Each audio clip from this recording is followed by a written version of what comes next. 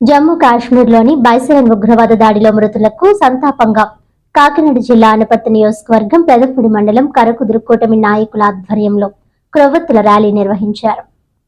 ఈ సందర్భంగా బైసరన్ ప్రాంతంలో పర్యాటకులపై ఉగ్రదాడులు చేసి 28 మందిని హతమార్చడాన్ని నాయకులు తీవ్రంగా ఖండించి మృతులకు సంతాపం తెలియజేశారు. పాకిస్తాన్ తీవ్రవాదం నశించాలి, భారత్ మాతాకి జై అంటూ పెద్ద ఎత్తున నినాదాలు చేశారు.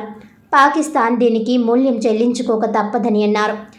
ఎన్డీఏ ప్రభుత్వం కాశ్మీర్ను అభివృద్ధితో పునర్వైభవం కోసం పాటుపడుతుంటే తీవ్రవాదులు మాత్రం ప్రజలను భయభ్రాంతులకు గురి చేయాలని అనుకోవడం పిరికి చర్య అని అన్నారు. రాజకీయాలకు అతీతంగా అందరూ ముందుకు రావాల్సిన అవసరం ఉందని అన్నారు. ఈ కార్యక్రమంలో జనసేన, తెలుగుదేశం, బీజేపీ పార్టీ నాయకులు, కార్యకర్తలు, వీర మహిళలు, జన సైనికులు తదితరులు పాల్గొన్నారు.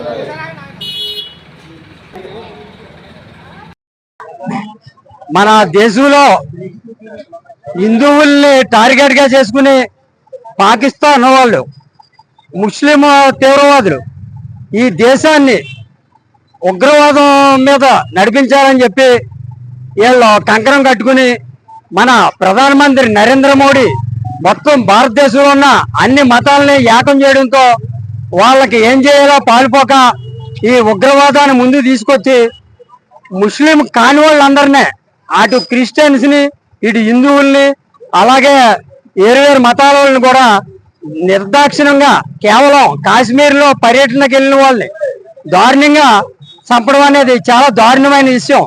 ఈ విషయాన్ని మొత్తం భారతదేశంలో ఉన్న అన్ని మతస్థులు ఖండించి పాకిస్తాన్కి గుణపాఠం చెప్పవలసిందిగా మా భారతీయులందరి తరపున మనం ఈ శాంతి ర్యాలీ చేస్తున్నాం.